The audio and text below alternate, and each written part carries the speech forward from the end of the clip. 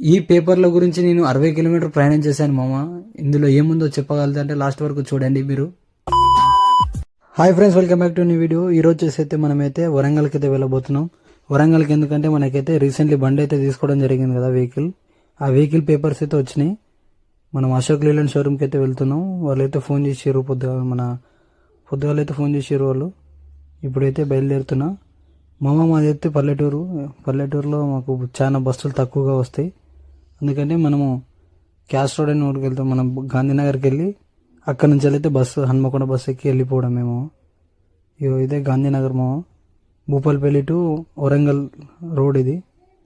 ఇక్కడ మనం హన్మకొండ బస్సు ఎక్కి బస్ స్టాండ్కి అయితే పోవాలి. బస్ స్టాండ్ నుంచి మళ్ళీ షోరూమ్కి పోవాలి.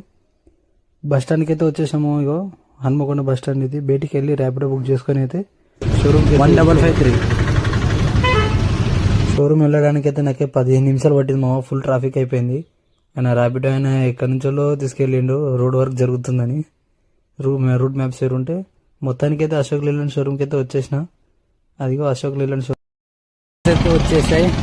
మనము రేపైనా వెళ్ళినా ఆర్టీ ఆఫీస్కి వెళ్ళి బండి రిజిస్ట్రేషన్ చేసుకోవచ్చు. Okay friends, bye, see you.